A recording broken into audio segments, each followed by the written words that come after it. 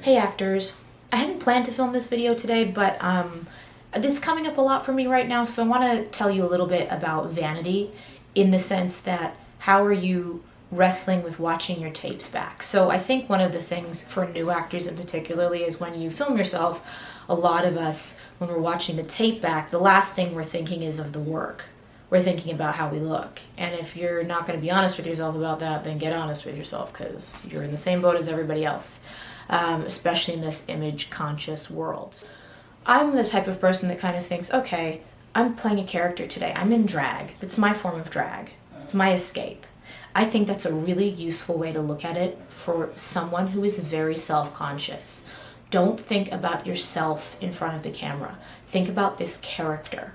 Think about where they are, what they need to communicate. It's always going to come from you. I'm not saying you're going to put on a voice and do everything else. Mind you, I do accents all the time, so you know what I mean? I'm playing a character.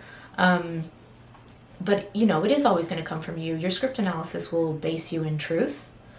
I'm always harping on about it, but script analysis is massive. And think of when you're watching it back, try to look for these things. Do I know where that person is? Is it clear if they're inside or outside? Where are they? When you finish watching the tape, do you know what the point of this scene was? Like if you were watching like an audience member, what did you learn about that person? What were they trying to do?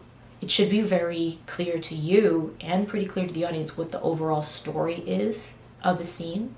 So focus on that. Focus on, was it easy for you to understand? Did the energy feel like it was something? You know, I don't want to watch a tape and fall asleep. And always seek to connect beyond the camera. So it's your reader in most cases. Really, they are the only thing that exists in the world when you're doing that work. Just focus on them. It is not about you. It's never about you. It's always about them. Those are some really good tips to get the pressure off yourself when you just feel like, oh, the lights are on me, the camera's on me, I'm this and I'm that and I'm this and I'm that. Just focus on them. And I'm going to give you 3 things to focus on. Eyes, you should know the color in detail if you can. What are they wearing? And how are they moving? Are they breathing a lot? Are they breathing a little? Can you make them accidentally look at you for too long? When we were in the room, my goal was always to make the reader forget that they had to read the line back to me because we were so together, right? So, because it's no big deal, they miss a line, you react as the character, whatever.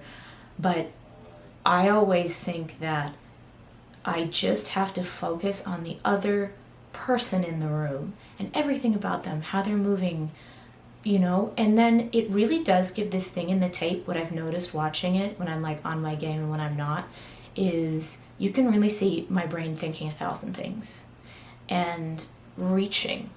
And I think that is what connects me, and that's what's booked me the role in certain situations. Is I am not acting in a bubble. I'm still trying to reach beyond what I'm doing, and in turn I forget about myself.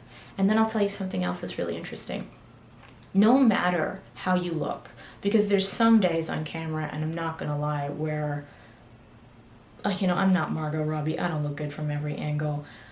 But there's something so beautiful about someone sharing and listening, and everyone's beauty really does come out. Like, I've watched thousands of tapes. Everyone gets so beautiful when they're listening and when they're animated and with the other person. There's nothing more painful to watch than a very self-absorbed actor acting in a bubble.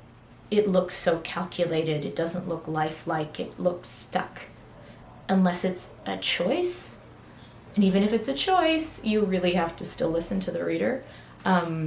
Put your faith, put your attention, put your love, put your everything into the person reading with you, and don't worry about anything else. And I guarantee you'll be so happy watching back a real story that you won't notice so much if things look amazing or if they don't.